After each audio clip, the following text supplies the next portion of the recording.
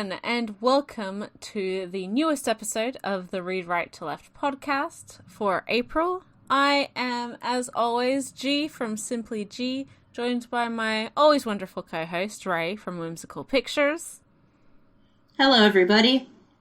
And this month, we're going to be talking about comedy manga. There's a lot of it, there's a lot around, a lot licensed, a lot that's not, and answering some of your wonderful questions. So I hope you guys enjoy. It'll be an interesting discussion, I think, for this one. Yes, we have pretty different taste in comedy, I think. Sometimes the same, but mostly different, I think. Different to each other's, and also I think different from the general norm, like a lot of mainstream stuff. Yeah. At least for me. So, just as a reminder, before we get into our discussion, you can always listen to the podcast on my YouTube channel, Simply G, or if you're someone who doesn't want to subscribe to my YouTube channel, because, I mean, understandable, you can listen to us on pretty much every podcasting platform that there is, whether that be Google Podcasts or Spotify or I don't know, Apple Podcasts, that's a thing too, but we're on them all. We're on everything. So you can follow us there and stay up to date whenever we post a new episode. Yep. But yeah, with that, I think we should just get straight into it. We're going to start with questions. Of course, I think we'll go on a couple of tangents along the way. But we got some good, general discussion questions this time, so we're just gonna use those as a hopping off point and see where we go. So the first set of questions that we got is from friend of the show, Stories on Shelves, at Storied Shelves on Twitter. The first question from them is, what are some of your favorite jokes or moments in comedy manga, or moments that made you laugh? I guess in any manga. Did you want to start? So I thought about this for a little while, and so preemptively I will say that I don't read a huge amount of comedy manga, or that manga that are just straight comedy, insofar as not having another genre mixed in there. I do read a lot of rom-coms. I read sort of fantasy comedy stuff as well. But okay, so I have two that immediately jumped out at me when I thought of this this question. Pretty much anything in Delicious in Dungeon, but especially when they had to get through this. It's a sight gag, and they have to get through this tunnel that have these stinging, poisonous, anemone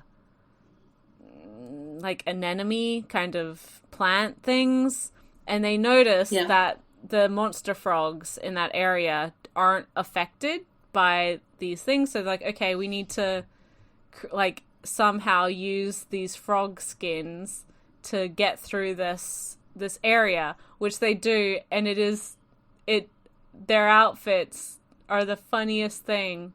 It's so good. It's so funny. And because, for those who don't know, Delicious in Dungeon is a comedy fantasy, kind of cooking series as well, about a bunch of dungeon crawler, group of people who are going to, they're trying to find this red dragon in one of the deeper dungeons in their area to save the sister of the main character. So we have a pretty varied cast insofar as fantasy races. So we've got a tall man, aka human. We've got an elf, halfling, a dwarf, and such. So seeing the sight gag with all of them in their frog skin costumes is really just, one, their expression, but two, all of the myriad of how these outfits fit these different characters. It's just really, really good. The other one, which is on kind of the completely different tack, and is from the series Monthly Girls Nozaki-kun. And Uh-huh. I don't even really remember what the lead up to this joke is. But we have two characters, one who is sort of the princely main actress of the drama club, and her long-suffering Captain. president of the club. Yeah. Yeah. So I don't even remember what was happening, anything about it, but there's just this scene where he is being carried around by her, like piggybacked, while she has With the horse head mask on. It's like a cow, isn't it? It's a cow, I or think. something. It might be a cow, might be a horse. I don't remember, but she's just like barreling down the hallways of the school with her poor senpai like gripping on for dear life. All the other students are like, "What the hell is going on?" And it was great. It was great. I also love, like, was it Hori, the captain, who also, like, didn't realize she was a girl until, like, halfway through second year or something? Yes. Was that him? I love that joke where he's just like, you really didn't notice, and it just shows him, like, looking at just her torso and head for, like, whole year, and then it just slowly pans down, and he's like, oh my god! You're in a skirt! Actually, that reminds me of another... Yeah. It reminds me of another joke from that series where she somehow misinterprets, she thinks that Hori wants to wear girls' underwear, and so she's trying to be really supportive. Keeps giving him underwear, and he's like, what on earth, like, what kind of harassment is this? And I laugh a lot. Yeah. That's so great. Everyone in that series means so well. Oh, God. My, see, for me and Nozaki-kun, the one who always makes me laugh the hardest is, Mikorin. Mm-hmm. Who is, actually the main, like, drama club star, Kashima, her best friend. Mm-hmm. One-sided rival. Mikorin definitely wants to be her rival, but it's not a competition at all. No, not even close. Because even though, you know, he's got the goods, he's very good looking, and, you know, he's got the cheesy one-liners down if he could stop just, like, embarrassing himself. So he could be incredibly popular, but he's not because he is a horribly shy little nerd who gets all of his social interaction through, like, eroges.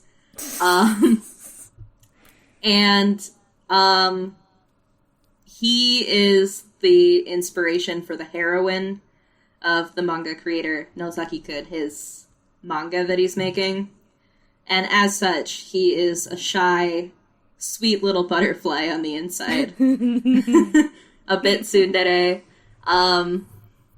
And I think one of the ones that I laugh at the hardest every time is, like, when he's, like, I don't know, Kashima, it's probably Kashima who's, like, showing off to some girls or whatever. Mm. And Mikorin's like, oh, I can go have a normal conversation with those girls for sure. I don't quite remember the setup, but he's, like, bragging to Nozaki and Sakura that he's gonna go and have a totally normal conversation with these girls. And he goes, and he starts talking with them and, like, flirting with them, and it's so natural, and everybody's laughing, but then, like, Sakura just gets this text that's like, save me. Help! Help!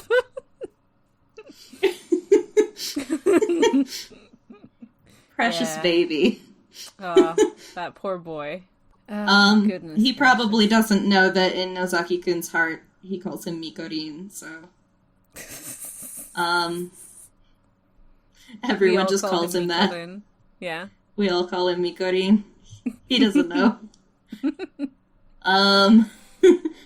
he just is, you know? That's just his essence. So... one of my favorite things with Mikurin is when he's like, Nozaki, you have to play this game to, like, get good with girls, to get, like, ideas, right? And then... Well, that whole segment is fucking legendary. Yeah, absolutely. Well, they start like getting really invested in the side male character and like write a BL doujin because they're like, no, his true feelings. No friend would just like be this helpful, and we can't have him not end up with the person he loves, whom we assume is the protagonist. Oh, it's great. And then the sequel to that, when they like play an otome game, and they're like going through all the guys, and they're all like horrible and abusive and mean, and they're like, none of these guys are remotely attractive at all. And then they get to the one guy who's like super normal, and they're like, well, okay, he seems nice. And then they get to like a special confession scene, and he's like, to be honest, there's something that I haven't told you. You see, And they're like, oh my gosh, he's gonna confess his feelings! He's gonna confess his feelings! And he's like, I am Satan! And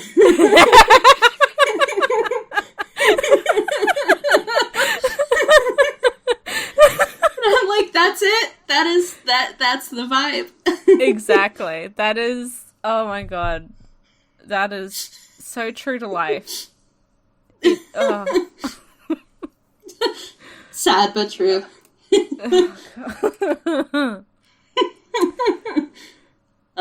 Nozaki-kun's great. What else? Like, scenes that I, like, laugh really hard at. There's, like, it's not a comedy series, but there's scenes that I laugh at every single time in Fruits Basket. I guess it's kind of a comedy at the beginning. I always laugh really hard at, like, honestly, pretty much any scene Hatsuharu is in makes me laugh so hard. But, like, especially that bit where he's, like, getting in trouble with the school president, class president. Yeah. And, because he's got, he's the ox, or the cow, in the Zodiac, as per the central gimmick of Fruits Basket. And, so he's got, like, black, his hair roots are black, but then they, like, fade to white, so his hair is black and white. So it looks like he's got a dye job, right? But, and that's not allowed at school, so the class president, who's got a stick up his ass, is like, you know, getting all on his ass for having his hair dyed. I think it started because he was yelling at Momiji for wearing the girl's uniform, which is a whole other thing. But, yeah, so he's getting mad at him for, like, dyeing his hair, and he's like, it's my natural color. And, he gets really angry because he's got this, like, split personality gag to his character. And eventually just, like, drags the class president into the bathroom. He's like, I'm going to show you that this is my natural color. I'm going to prove this to you. And then they come out a minute later, and the class president just takes off his glasses like there are many mysteries in this world that I have yet to understand. Oh, that poor 16-year-old boy. What? You know what? He proved that it was his natural color, so... Oh my god. Unless he's been getting some very... interesting unique landscaping done. Yeah. I wouldn't put it past him, to be honest. Why is he mad at the dye job and he's never mad at, like, all of the piercings that Haru wears to school? I don't That's know. what I want to know. I don't anyway. Also, like, anything at all with the student council, I love so much. Fruits Basket just has this very dry sense of humor that I enjoy a lot. It's a lot of... It'll be something ridiculous happening, but, like, everyone's just, like, super sarcastic about it. which I find really funny. I don't know. Every time. That's the series I've reread more than any other, but I still laugh at all the jokes. Thinking about it as well, like, Princess Jellyfish always makes me laugh. There's quite a few things. But I don't even remember his name. The driver, and the Indian woman. Like, any scene where those two are together, best scenes. Like, I love them, and they are hilarious. And they're always, like, living this super luxurious life on someone else's credit card. They're like, oh, yeah. And just commenting, like, they're like, oh man, yeah, look at, just live your best life, girl. And you're like, why are you drinking champagne at, like, this super expensive restaurant? How did you get in here? Why did they let you in here? And it's brilliant. I love them both, and it's very funny, and that series is very funny anyway. But those two, peak comedy. Yep. And I don't know, like, there's a couple random one-liners in Princess Jellyfish that make me laugh. I'm thinking specifically of the anime, because that's what I've seen the most. There's the one where it's just like, I just love Kuranosuke in general. That he just, obviously, but it's just, he's so shallow. It's like, there's the one scene early on where it's like he takes, I think it's late in the anime, but, like, early on, he, like, takes all of the nerd girls, the Amaras, to, like, this super expensive, like, rooftop cafe. And they're, like, so nervous about spending money, and he's like, don't worry, I've got it. And he holds up a card that's just marked Daddy's credit card. Yeah. Don't worry, guys. We are absolutely just splurging tonight. Absolutely covered. Yeah, and then there's one with, like, the vixen. The vixen. Her name's, like, Izumi or something. Like, after the whole thing that happens between Shu and her, like, there's just the one, like, random scene. It's just, like, an image that's, like, so funny. It's, like, forever ingrained in my head. Because she's just, like, you know, she gets like, she gets karmic justice for all the crap that she's pulled to this poor man. And she's at work the next day, like, exhausted, and, like, her guy, coworker or whatever, is, like, assistant or whatever, walks in on her, and she's, like, just got the button pressed on the coffee machine, and she's just, like, keeps pressing it, and it's overflowing all over the room.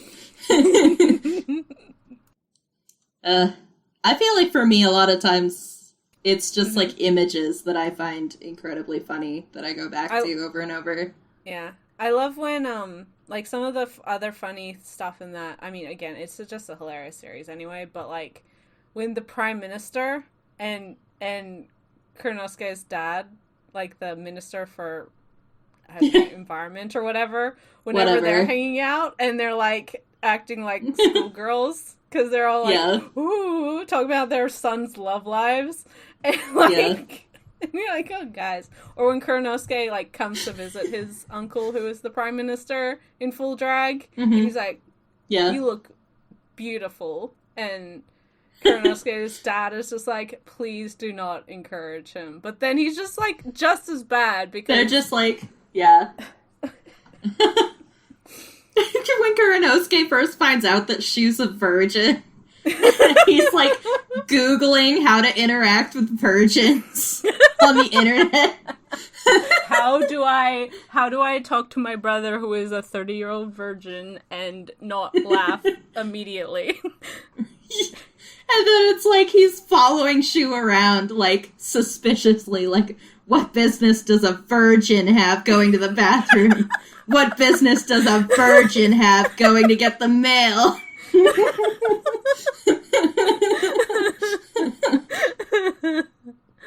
Oh, man. So, I mean, I guess that's a few. I'm sure we'll talk about more as we go, but you've already had 20 minutes of us laughing nonstop at manga that are not on the screen for you. So. Yes. Next, we'll move on to the next question, which is also from @StoriedShelves. What are some of your hidden gem comedy recommendations? For me, one that I want to mention is Out of Print, but it's one of my favorites. It is a series by Usamaru Furuya, who, you might know him from Lychee Light Club, from No Longer Human, the adaptation we got before, Junji Ito's, Genkaku which Picasso. is also quite good. Genkaku Picasso. I feel like something just got licensed, but I don't remember what it is. I don't know. But I think you'll be seeing him soon, if I remember correctly. I really like him. He's a brilliant artist. Like, he can draw anything. And that shows up also in this one, which is called Shortcuts. And it's from 1995. It's 2 volumes. I don't remember if it's longer in Japanese. I don't think so. I think that's it. But this is... So Usamaru Furuya, he doesn't do so much these days, but he did start off writing a lot of Eroguro. Very violent, but also very absurd. If you've read any Eroguro, you could recognize that it has a very cynical absurdism to it. Like, it's very maximalist, but, like, making fun of that maximalism at the same time, if that makes sense. It's a very particular style of comedy, that, of course, doesn't come across very comedic in Eroguro because everyone's heads are flying everywhere, guts are spilling out, but Shortcuts is not like that, but it still has that same absurdism and cynicism and social satire aspect to it. Satirizing just how absurd life is, I guess. And specifically satirizing the obsession of Japanese pop culture with schoolgirls, as well as, like, paid dating and, porn featuring kogals, which is, like, fetishized schoolgirls.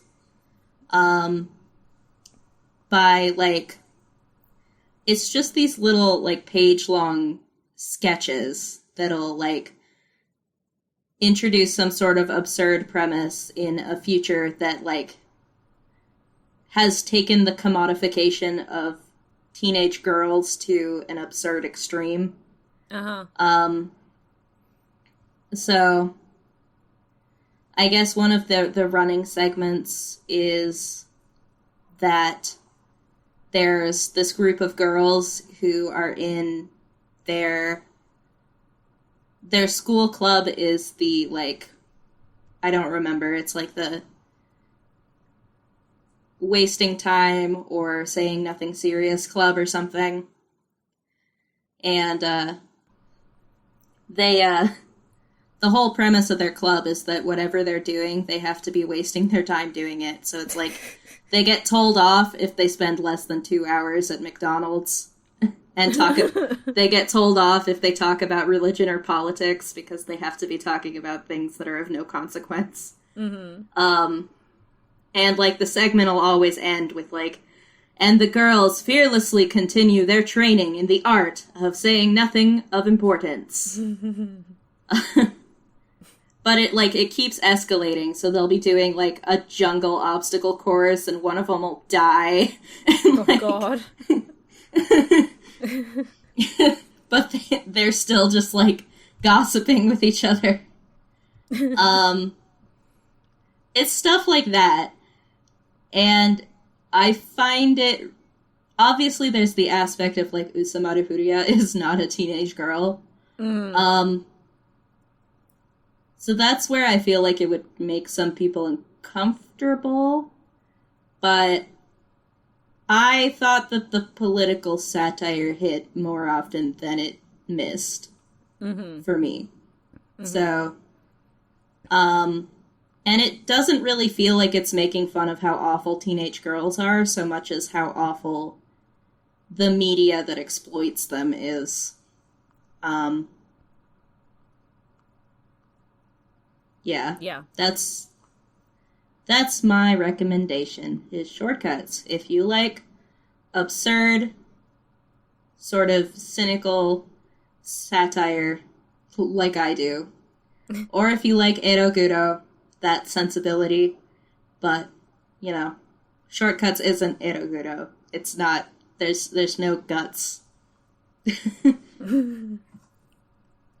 I'm trying to think of, like, something that I read that isn't super well known, because as much as I'm not, like, the biggest fan of the super popular comedy series that are around, or I just haven't tried them, also is a big possibility, the ones that I do read are still well known. Like, they're not really hidden,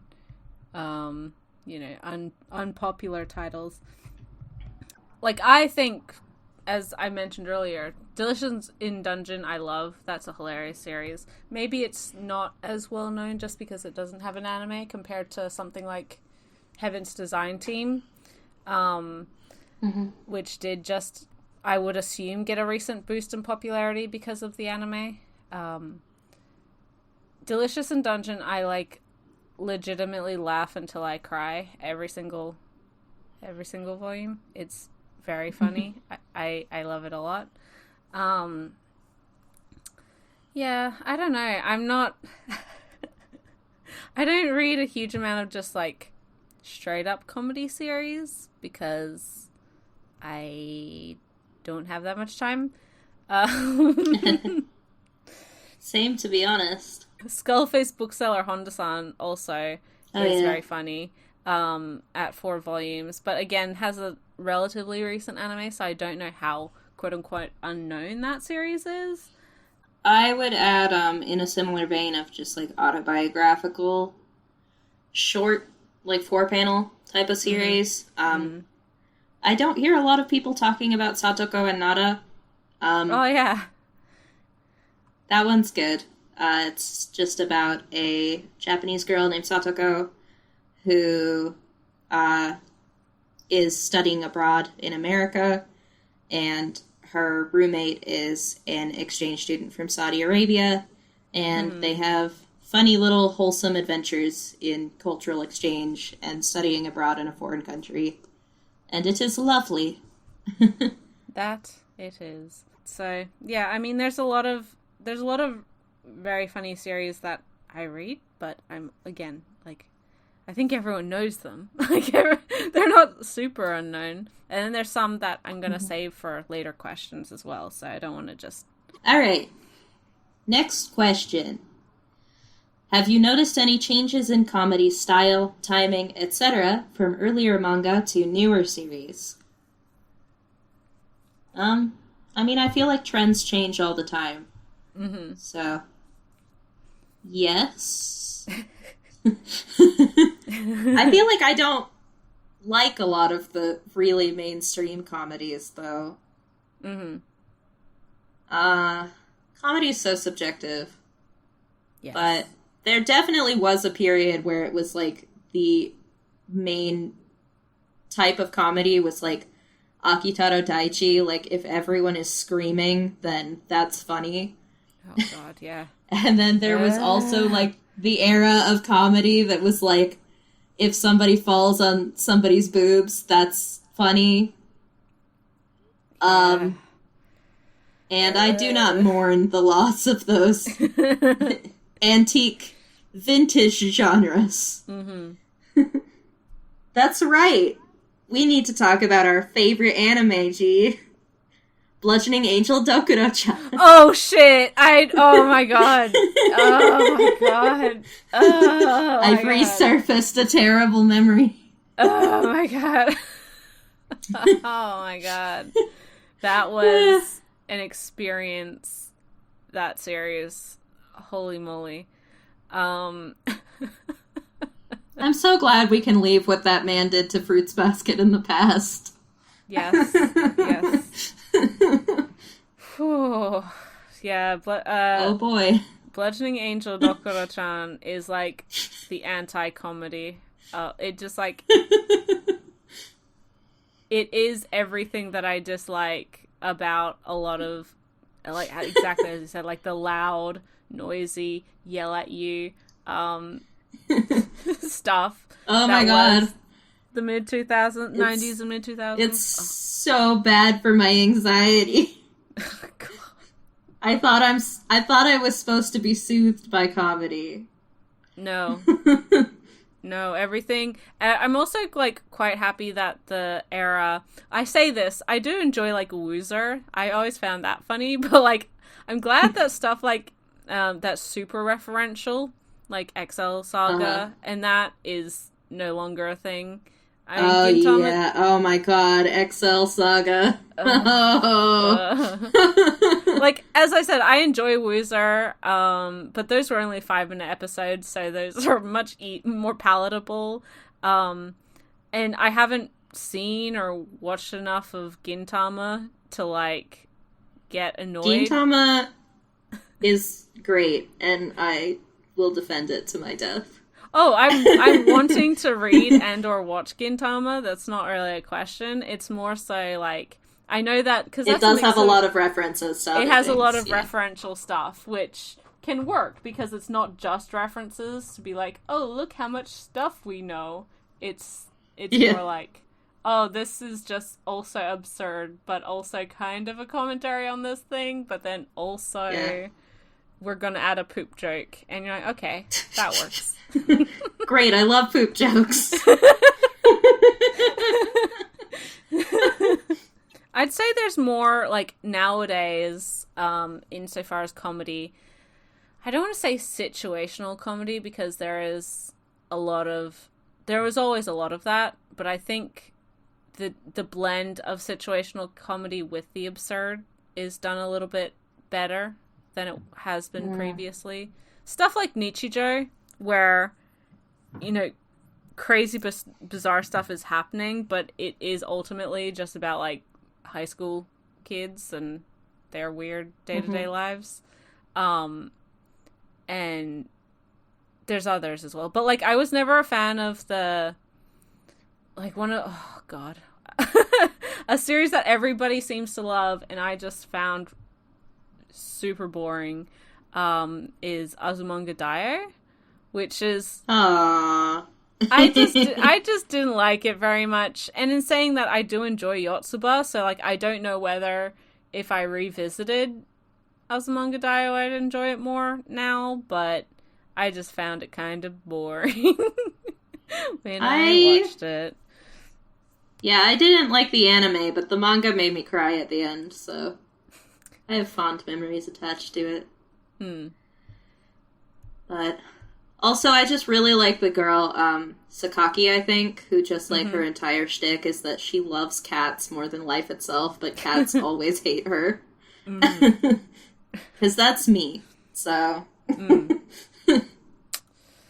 Yeah, I like Azudai fine. It's not my favorite or anything. I actually really like Yotsuba a lot. And I didn't necessarily think I would. Not that I'd hate it, but that series is very funny. Very funny. So it was an interesting experience going into it and realizing that comparatively to my experience with the creator's other work. So just my observation of that. I definitely think he grew a lot in between Azudai and Yotsuba. Yotsuba's just too long for me, so I always forget to read more. It's not really one that I feel like paying for, so... I just, it gets left by the wayside. Because I'm like, yep, that'll probably be another volume of the same thing.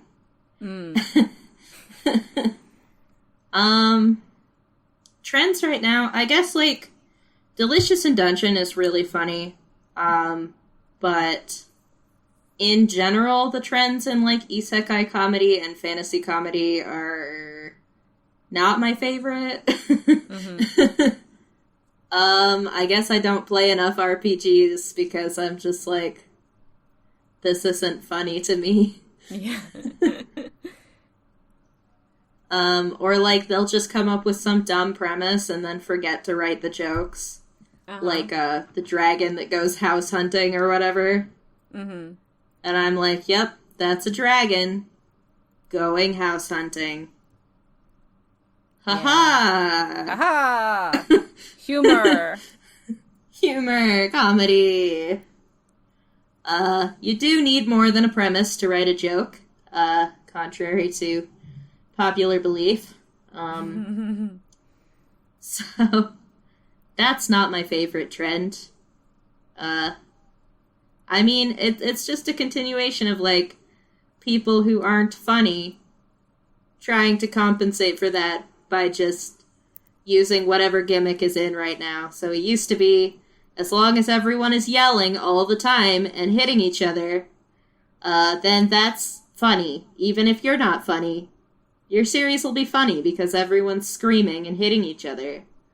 And now it's just like, if you have a goofy fantasy premise that you hear the title and you're like, ha, that's cute, then that's all you need.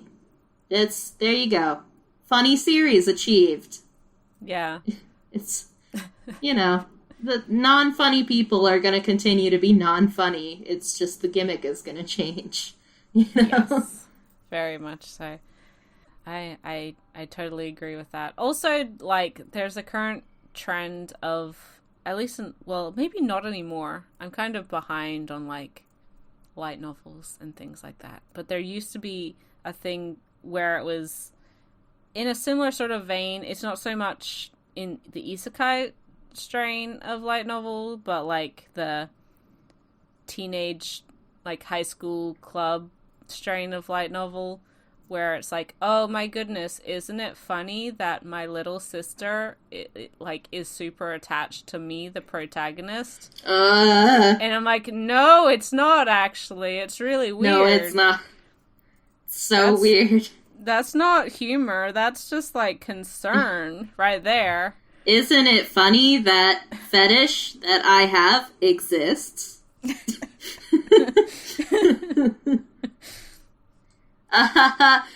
You ever feel like you want to bang your little sister? Am I right, guys? And I was like, no. No. It's really no, I don't. I'm not gonna validate. I'm not gonna validate your shit, Stanley. I think you need to talk to somebody about that. How about we answer some questions from Rin at Rin Reads Manga. Question number 1 from Rin is, comedy series that you didn't think was funny. I mean, Bludgeoning Angel Dokuro-chan. Yeah, Bludgeoning Angel Dokuro-chan. As I said, I wasn't super enamored with Azumanga Daioh. I don't have a lot of, like, reading the full volumes haven't really been, like, a hilarious experience for me via Way of the House Husband. I've discussed my issue with that series before, but it's more so for those who didn't watch, like, my first impressions video I made of that series, it's one that is hugely hugely popular. Just like online, you see the funny jokes, like the certain pages that are particularly funny floating around online. You did so far before the manga was licensed, and far before this recent anime, which seems to have been a considerable train wreck by most people's standards, was released. But And those little snippets are funny. There's a lot of like absurdist humor in there. There's a lot of potential there, but when reading it, it kind of became this. It gave this level of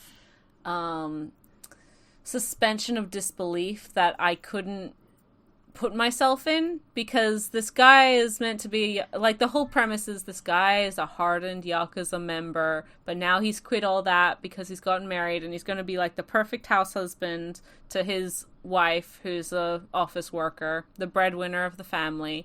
And so now his like Yakuza background kind of spills into how he handles the day-to-day chores of, you know, running a household. But the way that it's done makes it seem like this character has never, like, it just isn't a human, like, has never had any kind of interaction with anything at full stop. Like, he's never seen what a vacuum is. I'm like, you are probably 30 years old. Like, how do you... I know you're a Yakuza tough guy, but I'm sure you've seen a vacuum cleaner. Did your parents never vacuum? Like, what? Did you just pop into existence as a member of the Yakuza from birth? That's the level of unbelievability. Like, it's funny when he's threatening his Roomba, but at the same time, like, then he it seems like he just doesn't have any awareness about anything to do in real life that isn't directly tied to the Yakuza. And I mean, yes, it would be hard to leave that kind of lifestyle behind, and there'd be an adjustment period or whatever, but he's still presumably a new normal human being who had a somewhat normal upbringing, or wasn't... he wasn't this scarred tough guy his entire life. Like, didn't he? I just... See, my issue's connected to that. And it's a bit of a downer, but I'll say it anyway. In general, I don't really like Yakuza stories for a lot of reasons. But in this case, it made me really... I know it's just a joke, so it's like, haha.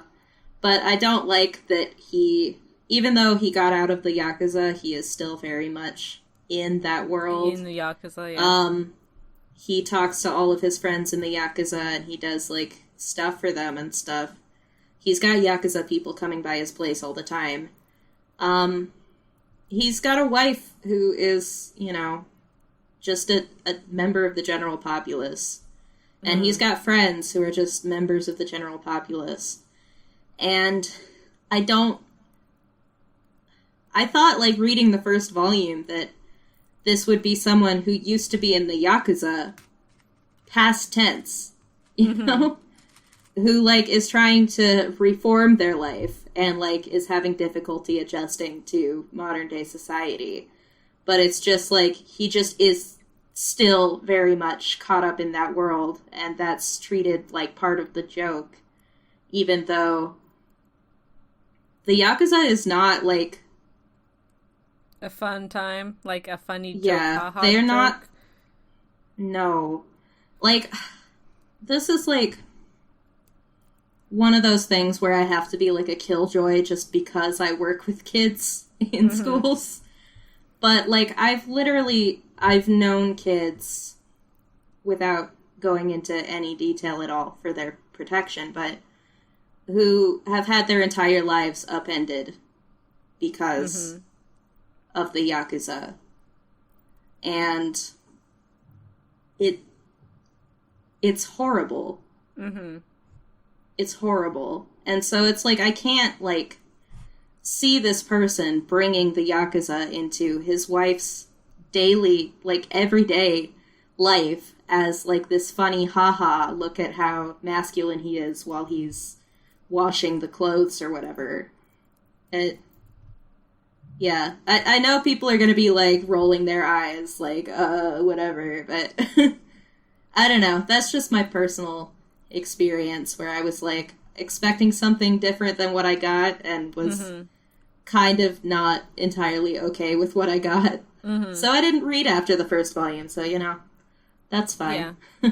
Yeah, I have yet to read volume 2. I'm not sure if I will. Maybe if one of my libraries gets it, I'll see how I go. But I mean, that's that's a really good criticism of it, because organized crime is such, like, it does impact people's lives so fully, and it's a very negative thing. Like, and it's something that does happen for the everyday Japanese person. It's something that is a fucking bad thing to get involved with. You don't want that in your life. So to be glorifying or, I guess, downplaying the seriousness of having those two worlds collide and normalize and interacting without acknowledging the very serious issues there is, like, I do think that's a pretty valid criticism. Also, I just also don't really like, for me, I don't like the idea, like, haha, he's washing laundry. Isn't that weird for a man to do? Haha. Yes. He's making I was hoping lunch. for, like, the, like, absolute, like, positivity of, like, we're normalizing feminine roles and quote-unquote women's work, and, like, we're showing how, like, it can be, manly and awesome for, like, a guy to help out his wife, and, like, being all, like, non-toxic, positive, good vibes, but it's, like, very much, like, if you do the laundry in a manly way, it'll be manly. And I'm like... Yeah. No, that's not what I wanted, actually. Yeah. Why can't, like, again, I haven't read past the first volume. You do still see, certain panels and pages and whatever floating around. Why couldn't the yoga joke be, like, the sentiment of this manga versus where it's, like, a grizzled guy in an apron hanging out with all the mothers, like, house moms who go to yoga, and be like, yeah, he sticks out. This is a little bit weird, but good for him. I hope he makes friends. Good for him. And then versus, it's so great that he's, like, having this redemption arc because he's gotten out of this bad life, and, like, he's making the person that he is now work for him, and, making new hobbies and making new friends, and it's great. Good vibes. Why more of that stuff, please? Not like, oh, haha, that the neighborhood kid broke a toy, so now he's gonna get rid of it in a Yakuza-esque make a body disappear style. Haha, isn't that funny? Because that's not that. Let's not do that one, thank you. Not a fan. But yeah, so bringing real life into an absurd comedy. That's what I do. Yep. The funniest Yakuza joke I've seen is still the one in Saint Young Men, where it's, like, Jesus in the bath, and he doesn't realize that, like, the guys that he's chatting with are definitely Yakuza, because he's Jesus. And, he just, like, he's just telling them about, like, his life and death, and they just end up walking out of there thinking he's, like, the most hardened, like, badass criminal. It's like, yeah, I came back after 3 days, and like, oh my god. Obviously talking about the resurrection. They buried me in the ground. They're thinking he was talking about prison or, like, some sort of hit job, and you're like, oh my gosh. Yeah. This is fun. That was a good joke. I liked that. A+ joke. You get a gold star. Hikaru Nakamura. I like her series a lot. I also really enjoy Arakawa Under the Bridge. It's just kind of bizarre and off the wall, and I don't know, but also really likable. And you're like, man, by the end of it, all these weirdos eating raw fish under a bridge and thinking they're Kappa or, like, I don't know, human experiments or Yeah. aliens or whatever. They're actually just a whole big family, and you go laugh. Yep. Yeah, I like Saint Young Men a lot, because it's just, like, it's very chill, and mostly, a lot of her comedy is based off of non sequiturs, which is gonna work for you, or it's not, but, I always find myself laughing pretty hard, and I like, at the end of the day, you know what, Jesus and Buddha, they're just two bros sharing an apartment. Yeah. Positive vibes. We love it. Yeah. Next question from Rin is series that technically aren't comedies but made you laugh out loud. I guess this is sort of a comedy. I laugh all the time reading Toilet Bound Hanako-kun. Like, it's sort of a mystery. It has definitely got comedic elements, but it's more so about the mystery and the drama and everything else as well. Most recent volume, amidst all of the, like, character drama stuff that's going on, that makes me so worried and, like, invested in the characters. Our protagonist has her hair fashioned into just, like, a giant drill-like Christmas tree. Oh, I saw you post this on... Yeah. Yes.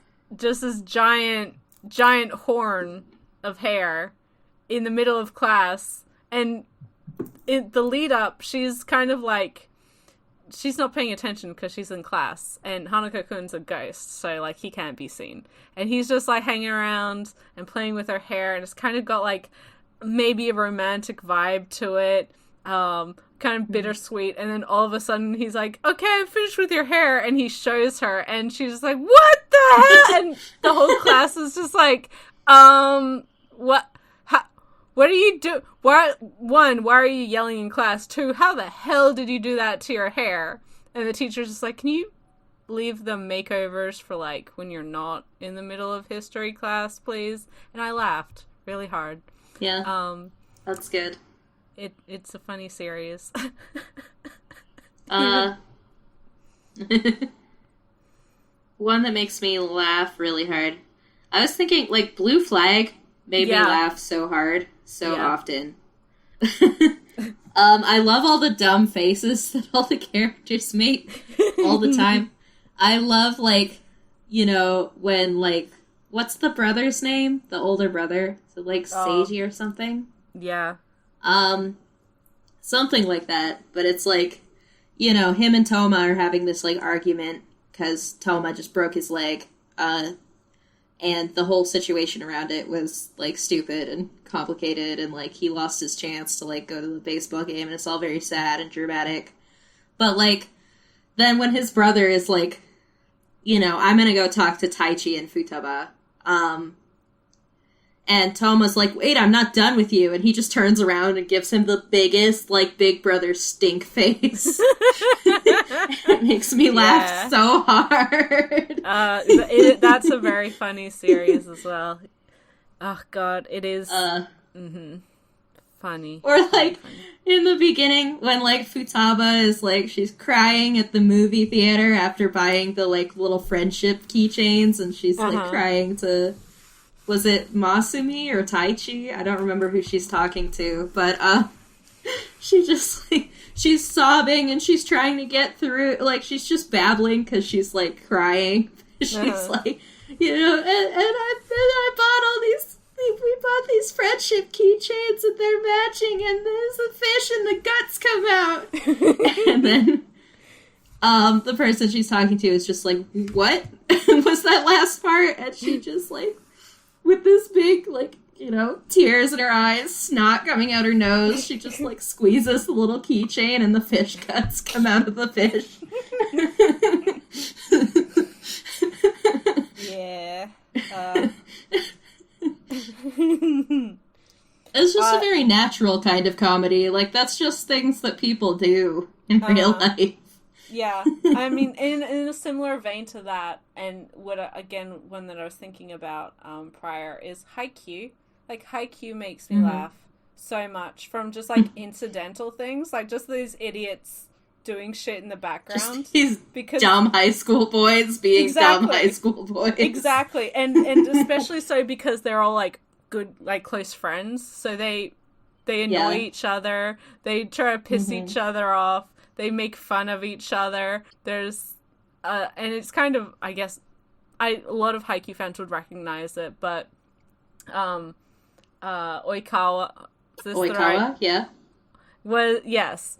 Iwazumi fuckboy, and yes. Oikawa. No, okay. So Iwazumi is, like, telling Oikawa to, like, they're getting ready for a big game sort of early in the series, and he's just like, just don't be late and try not to get caught up in preparing for this game, because it's their match leading up to playing Karasuno.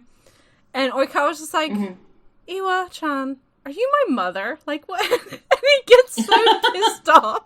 He's like, oh, well, excuse me for fucking caring about you, dude. Like, why are we best friends? Yeah. It's good. In a similar vein of, like, characters who are just, like, best friends, and the humor comes from that. I was thinking of, like, Yona of the Dawn. That series makes me laugh every volume. Out loud. It's, like, such a dramatic, sprawling, epic story, but it's, like, also goofy as hell, and I love it for that. Every single character has, like, a gimmick, but the gimmicks are so funny. They never get old. I just love, like, oh gosh, I can't even pick, like, a favorite moment from that series. It's so good. It's like every volume there'll be a good 2 or 3 moments where I'm just, like, chortling. Guffawing, even. One of the recent volumes at the end, like the extra, like, chapter at the end, with when a bunch of characters, like, took the wrong medicine and they got super strong, and the others are, like, worried about what's going on. And then there's some point where Gija is trying to, like, I don't know, stop Yona because she's got this strength, and all of a sudden bugs happen, and he's just like, oh god, and just baby koalas himself onto JR's back. It's just like, oh, the fact that, like, okay, one of my favorite things to do with Yona is, like, go back and reread the volumes and just look for Ao in every panel. Because one of my favorite, like, ongoing gags is that, like, Ao really likes acorns. It's her favorite food. She's this little squirrel, right? So every time someone is feeling sick or sad, you'll just see her in the corner of the panel trying to give them an acorn to make them feel better. Or, like, you'll see her, like, starting to pile acorns onto their hands or into their mouth. Like, if they're feeling really sick. And it's like, oh, I don't think they need more acorns. No. She's so precious. It'll make you better. I promise. They make me happy, so they're gonna make you happy, too. Yeah, so cute. It's a good series. Yeah. I love, like, I love recently just, like, Riri. Just her absolute brazenness in just, like, not giving a shit at all, that she's just, like, really irritating the emperor of the country. She's just, like...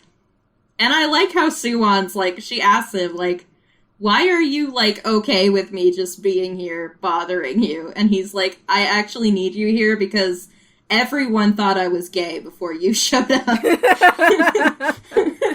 And I mean, they're not wrong, but at least I don't get questioned every day about it.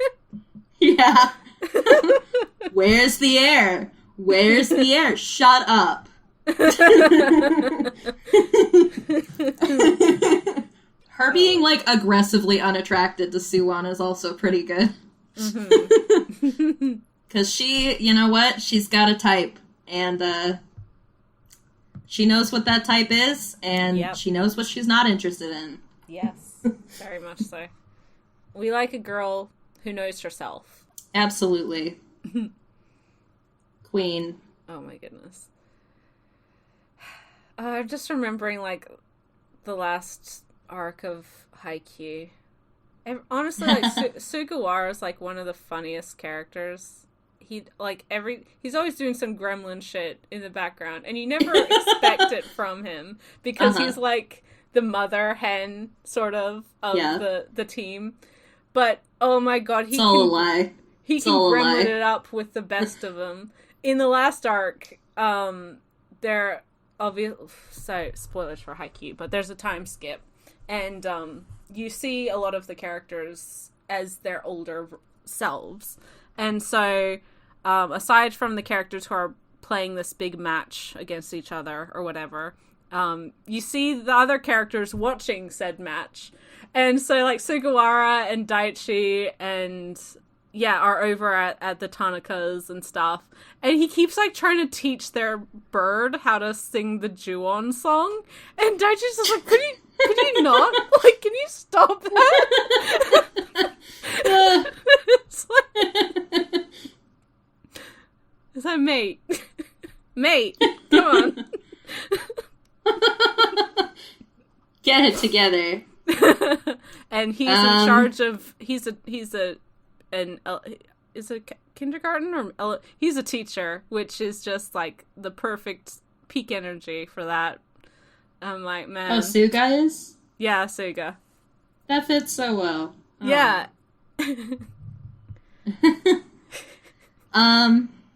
The case study of Vanitas is one that makes me laugh a lot as well. Mm-hmm. Even though it gets like dark as hell because it's all grim, dark, edgy, G-fantasy, Juno Chizuki wonderfulness.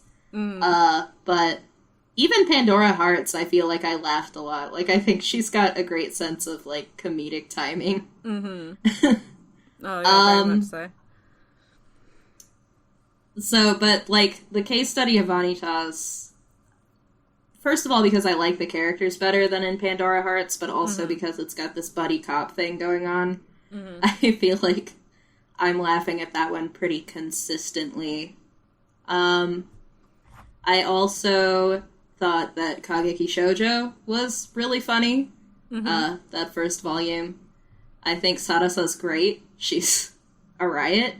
I think the idol girl, Aoi, she is super funny just because she's, like, trying so hard to, like, change herself and, like, be a sincere, open, you know, emotionally vulnerable friend with Sarasa, and just, like, her, like, awkward, you know, goofy process to try to get there is very endearing. Of course, there's a lot of scenes of them goofing off in, like, the ballet studio, because it's all musical theater and stuff. And a lot of Rosa Versailles references, which is nice. That series was funny. Like, the whole thing where, like, Aoi is, like, so worried about Sarasa because, like, this otaku guy that, Aoi had a bad experience with when she was an idol, because of some trauma that she has in her past. And Sarasa's just, like, goofing off with him, like, singing anime songs and dancing. And Aoi just walks in on this, and she's just immediately so angry because she's like, I was worried about you! And Sarasa was like, actually, this guy, creepy otaku over here, he's great. He's, like, actually a pretty cool guy, like... But then she still insists on calling him Mr. Creepy Otaku because that's what he is. So. Yeah, I mean... He's a nice person. Like, he didn't... I should clarify that he didn't, like, stalk her or anything. He didn't do anything weird. It was a bad circumstance that led to what happened between them. He didn't do anything. Yeah. He just looks like the stereotypical, like, creepy nerd otaku. Yeah, and also he is. I mean, he is. Like, the heavy breathing, like, just... Like, that, yeah. We all know the type. Like... Knows everything about his beloved Narachi, yes. Yes. But, like, he's wholesome. He's not going to do anything criminal. He just wants her to live her best life. Yes. Which is honestly, like, above and beyond what you can normally expect from those creepy fans. Unfortunately. So, yeah. Another not... And this isn't a manga. I mean, there's kind of a manga version, but I don't count that because it's fine and also short. Bakuno is freaking hilarious. Yeah. And that's mainly because of Isaac and Miria. But not only because of Isaac and Miria. That's just an all-around pretty funny series, which is absolutely way more about violence and mystery and immortal shenanigans. But then sometimes you have these two idiot criminals who don't even realize anything that's going on around them. And it's great. Yep. If I get into anime, then we'll be here all day. So, I'm gonna quit while we're ahead, and we're gonna go to the next question. Yes. What sort of humor makes you laugh the most? This is where I'm going to expose myself.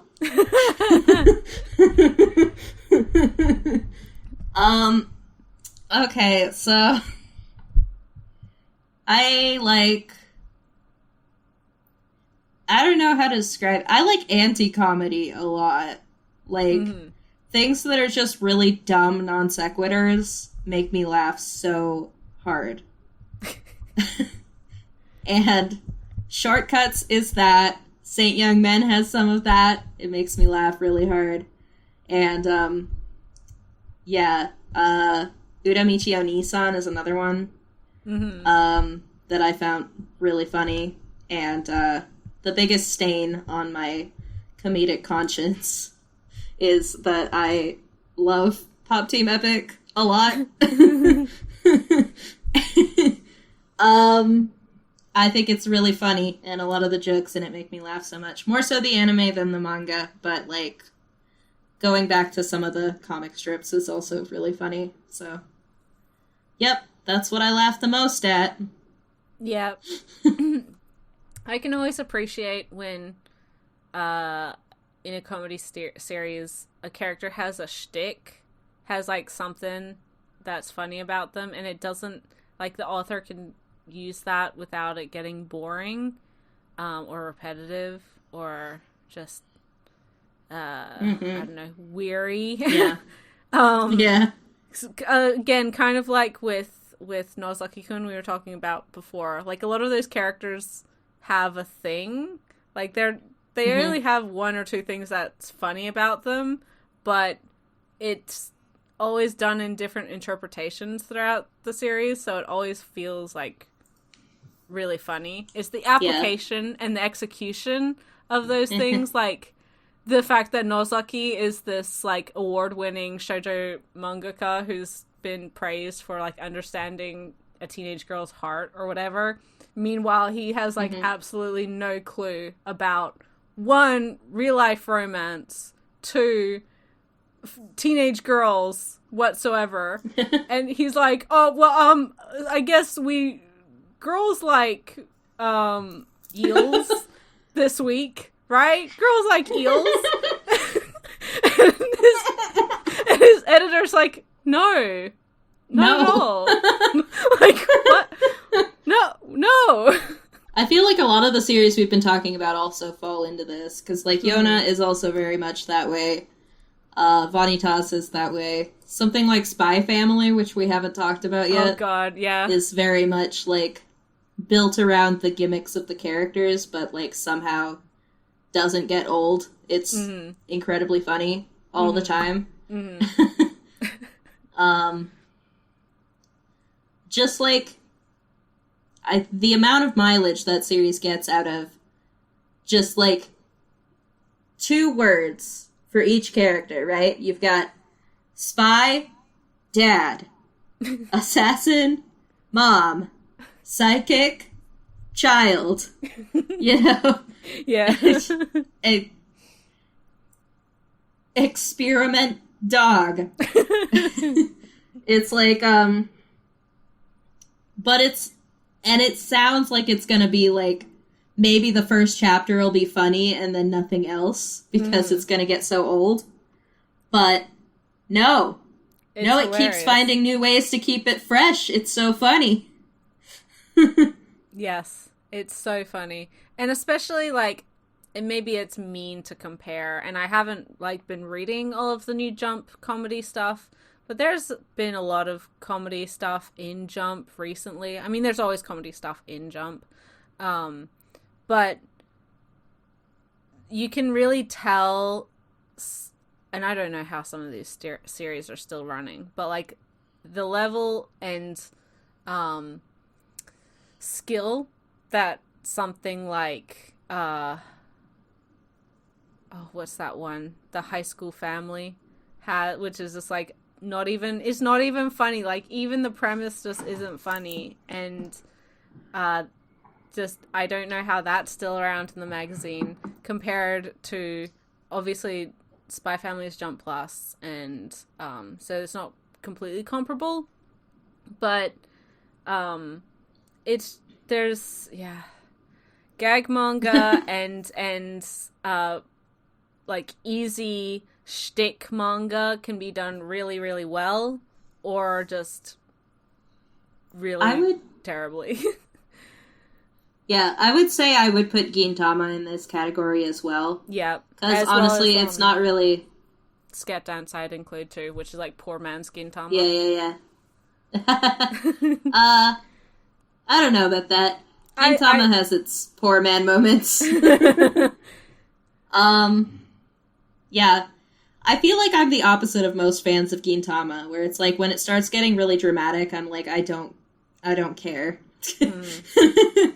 But, like, when it gets back to the comedy, I'm like, this is so funny. But, I mean, I guess the reason people like it is because those dramatic parts make them care about the characters more, and then it's funnier when they do their thing. But, yeah, it really is, like, the references are there, but that's not what's funny about Gintama. What's funny is watching these weirdos interact with each other. Yeah. And repeat, you know, they each have a shtick, right? Mm-hmm. So, you know, Gin is like, doesn't care about anything, and he always reads Shonen Jump on Sunday. That's the only thing that he cares about. And he just, like, aggressively does not care about anything. That's his shtick, and he is sticking to it. Yes. And Shinpachi just sucks. Like, he's just super lame. Glasses dork. Who doesn't matter. And everyone constantly insists that he doesn't matter, and they use his name as an insult. Like, wow, you are such a Shinpachi. And Kagura is like, there's a little, like, Chinese weirdness with her character. That's like, well, could have done without that, given that she's a literal alien from outer space. But, her thing is that her entire species of aliens is, like, incredibly strong. So it's like she's this cute little girl in, like, a cheapao, but she's, like, super buff and strong, and she also just, like, beats people up whenever she gets mad. And that's just her thing. And it's so funny. Like, that joke gets done so much in manga, and it has only ever been funny in Gintama. And they just also have a dog that's, like, the size of a truck. And that's great, too. We always love a big dog. Yeah, a series that, like, has a shtick, and I feel like if you watched or read a lot of it in a row, you'd just be worn out by it. But if you take it in bite sizes, and it hasn't aged beautifully, but having been watching the series over the past 2 years because I literally watched like 2 episodes and then I'm like, that's all I need. And I laugh. There's stuff like Ranma 1/2 where like... yeah. It's like... It's dumb and it's the same joke over and over again. But at the same time, I don't know, it's still funny. Like... Yeah, it's like you like the characters. I love the style of it. I just like...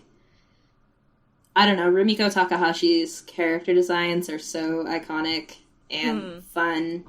But also, like, yeah, I was thinking about this earlier, and I think that she really has a gift for, like, comedic escalation. Yes. Because it's like, you know, one of my favorite sequences from that anime is, like, I think the first episode, where it's, like, establishing the fact that Akane has set this thing where it's like any boy who can beat her up in a karate match, she'll go out with. Uh-huh. And she's like the most beautiful girl in school, so all the boys want to go out with her.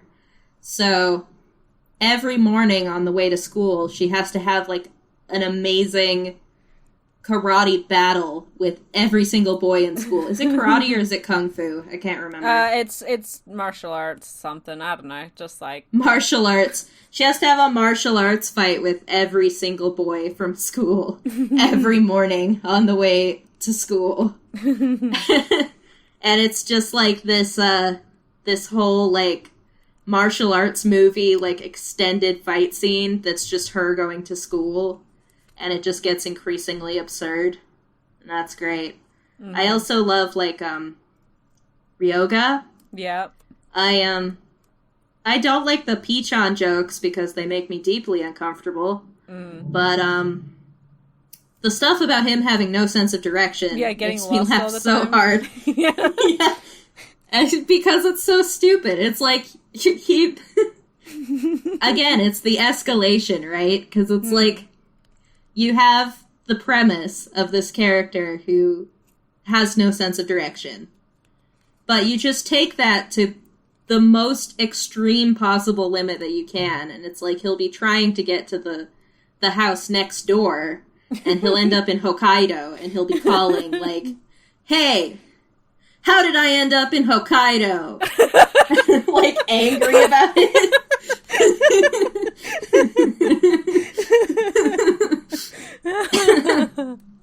And he's like, I left on Sunday to you guys better pay me back for this time. And you're like, mate, you did this to yourself. Like, what do you want us to do about it?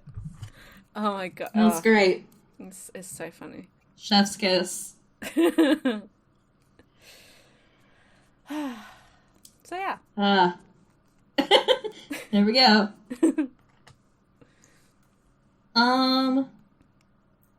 We do have a question from, what is your Twitter handle? At Justin Sane Sane HS.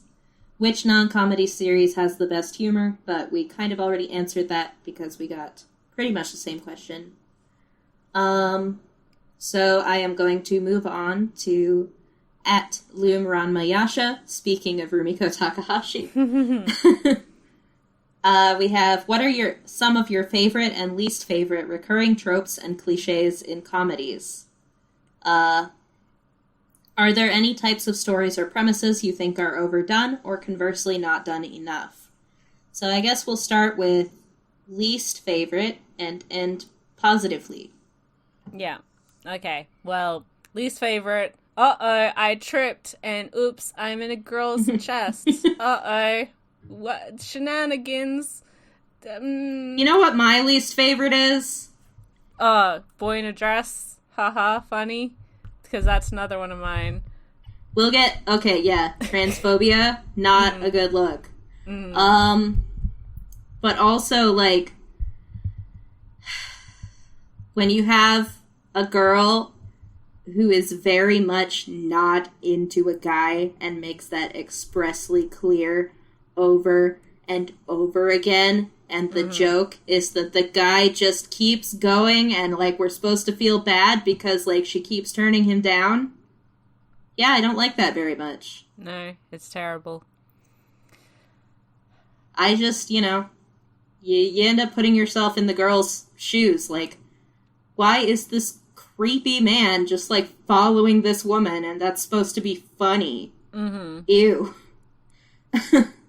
Let her live her life. There are other fish in the sea, dude. Mm-hmm. I mean, not that I've watched it, and I never plan to watch it, but current season anime has the, like, oh, I'm a playboy, but I've fallen in love with this high school girl, and she hates me and constantly rejects me, but I'm just gonna keep going.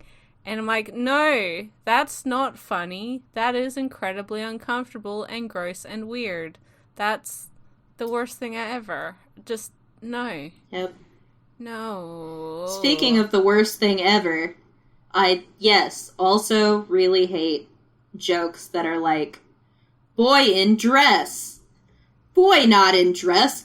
Boy wear pants. Like, boy wear pants. Uh-oh. Two boy in same room? What? Girl sees boys in room. Oh no! What shenanigan? Like, guys, no. It's just... any joke that, like, the punchline is like, oh, gay people exist. Ha ha ha ha ha. Not great. Let's not do that. Let's not do that. There is an ambulance going by outside, and that is excellent timing. Because I do want to send that trope to the hospital. I mean, yeah. It's just, it's the whole, like, what is it? It's, you don't want to be punching down, right? With your comedy. It's hard enough, like, especially being trans right now, being any kind of, like, in any kind of marginalized community, whether that's, racial or ethnic minority, gender minority, sexual minority, anything. That shit's hard enough, and that's traumatic enough. It's like, it's traumatic enough without media just turning your entire life and your entire experience into a joke. It's not a good look. Let's stop, guys. Yeah, it's really disappointing. And unfortunately, it's, like, still quite prevalent in, like, certain subsects of manga genre and demographic. I mean, thankfully, it doesn't seem to be also the other, like, a series that I love, but it does this as well, and I do think it handles it after the fact that it makes this a joke, is, like, the girl is, surprise, a trans woman, and, like, she likes the guy, and now he is not sure how to feel about that, and is uncomfortable. Not a fan of that one. That's not funny. That's just kind of sad and depressing and mean. Psycho deserved so much better than that, and thankfully she got so much better than that. But yeah, that's also, it's kind of prominent insofar as, like, yeah, queer people regardless of its, like, being homosexual or transgender or whatever else, bisexual as well, is the like, meant to be seen as a joke for so long by so many different kinds of manga that I'm just so glad that we're out of that now a little bit. But in saying that, it's still around, sadly. Still so there. Just not as much as it was. Like Mamoru Miyano's character in Tokyo Ghoul, like, the whole joke being that he's gay and he wants to, like, predatorially eat Kaneki because that series is about cannibalism. What a funny joke! Ha ha! I'm so laughing so hard. Ugh. No. We don't know. Okay. Let's end on a positive note with our favorite recurring tropes and cliches in comedies. And let's say types of stories or premises that we think could use a little more love, could use a little more rep. Yeah. So favorite tropes and scenarios, I guess.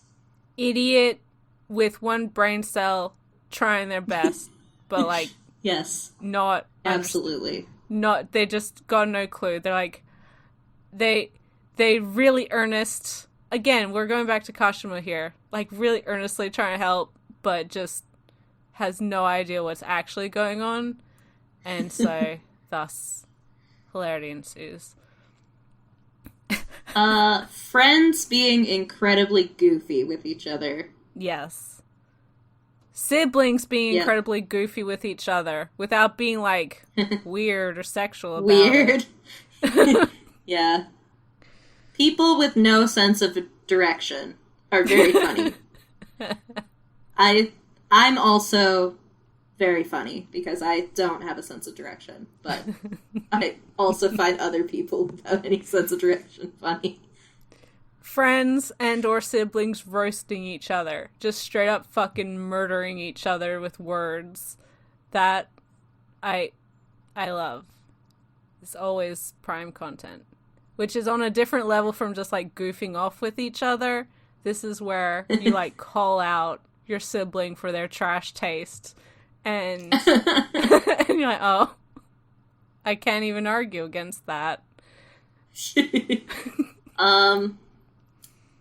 The Takarazuka girl who is so much better than any of the boys and aggressively bisexual on main all the time.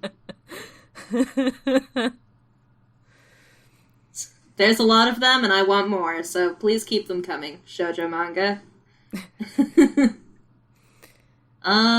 What else? Oh, just aggressively bisexual characters in general. Mm-hmm. They're good. Mm-hmm. I feel like it's also promoting negative stereotypes of bisexual people as, like, hypersexual or, like, you know, into freaky stuff, but also I don't care.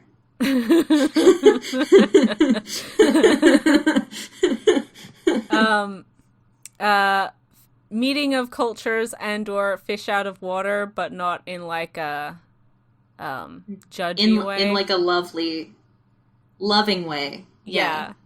AKA Sadako Nara, AKA like Golden Kamui. That shit's hilarious. It's hilarious like when there's a recurring joke that Asurpa just like thinks that miso is poop and that like Japanese put poop into all of their food and she's like, oh my god, and then she tries it's like, why does this taste good, what the fuck, like.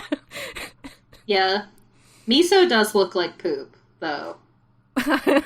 Low-key, high-key. Heterogenea linguistico as well is not the meeting of real cultures, but it is delightful. Yes. I love, like, jokes about, like, learning new languages and stuff. Mm-hmm. Those always are very funny. Yeah. I always like the jokes that are about people who, like, are super nerdy about something and just, like, go into nerd mode. I think that's very cute. Well, that's basically every character in Princess Jellyfish at some point. Exactly, that's what I was thinking of, is like when like her glasses get that sheen and like she just starts spewing out jellyfish facts in this creepy monotone. So good. The group of friends / siblings calling each other out. I remembered an example with Delicious and Dungeon where in the most recent volume they have to fight, or they're getting attacked by a group of succubi who take the form of like the the person or like what most sexually interests you or whatever. And Chilchuk is the only one who like has any background with this, so he's trying to explain like how they can beat these monsters together, right? And so he's like, okay, well, I'll be the one to distract them, and then you guys kill them before they can suck all my life juices out of me or whatever. And so all of these succubi keep coming out, and they're like busty blondes, like really. and what's her name? Marcial is just like, oh my, is your wife a blonde? And he's like, no, shut up. And then it's like, oh, it looks like you got a type. And he's just like, shut up, guys. And then, but then at some point, like one of the succubi comes out as just like the gaudiest fucking terrible like prince type of elf. He's got like a fucking eye patch and like long flowing hair. God. And oh my god. And Chilchuk's like, you were giving me shit over my taste, and he can like is dying of laughter. And then because he's so preoccupied with her embarrassment, and she's still kind of like trying to recover and be like, no, that's, I don't even understand why that, and then they all of them get their life force sucked out by the succubi. That's great. Oh man. I love that series a whole bunch. So yep. All right. Well, I hope we've given you a lot of different comedy series to try. Hopefully you were able to laugh along with us, and the fact that half of this podcast is going to be us cackling is not too hard on your headphoned ears. Yes. Let's hope. There's a lot out there. There's plenty we didn't talk about. There's stuff like Nishijo, as well as City, same creator. Stuff like Teasing Master Takagi-san as well. Like that stuff's pretty popular. There's so much, like with every genre, there's like 1,000,001 different series, and there's plenty of series that we didn't even mention today that I've liked and enjoyed, but there's also plenty that, you know, I don't like and don't enjoy. But hopefully the what we actually talked about are things that, like, we didn't even talk really about Heaven's Design Team. We didn't talk about a lot of stuff. And so hopefully I would, but hopefully the podcast will have given you some titles that maybe you want to try out, has encouraged you guys to check some of our favorite stuff out, because, you know, maybe you haven't read them and maybe now you want to. Or watch them as well. So, thank you guys so much for listening. Hopefully you enjoyed this podcast. Next month, we will be talking about manga that are under 5 volumes, series that are wrapped up in a short amount of time, things that can effectively tell a story in 5 volumes or fewer. There is a lot more than I think people think or realize, because, you know, a lot of the longer stuff is what immediately jumps to mind when you talk about manga. Yeah. But, and on my honor, I will try to talk about things that are not by Moto Hagio. And I will try to not just gush about Our Dreams at Dusk the entire time. I end Flower of Life. Like, I will try. Do you know who Yuki Kamatani is a huge fan of? Yes, because you've told me, and Moto Hagio. We will try to not stick to our mainstays and branch out a little bit, but also no promises. A little bit. As always, we will be asking for questions on Twitter, so you can follow me at collectingg, all one word, G spelled Gee.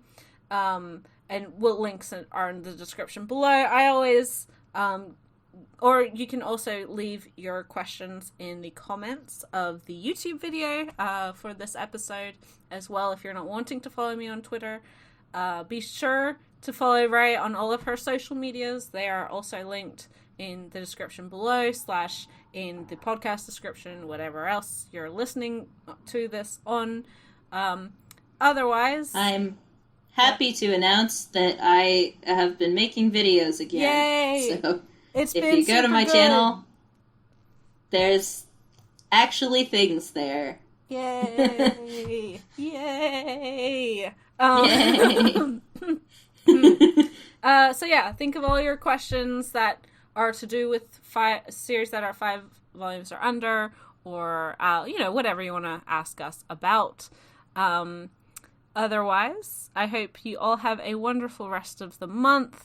Enjoy your week, your weekend, whatever it may be that you're listening to this, and we will see you in the next episode. Bye, guys. Bye, guys.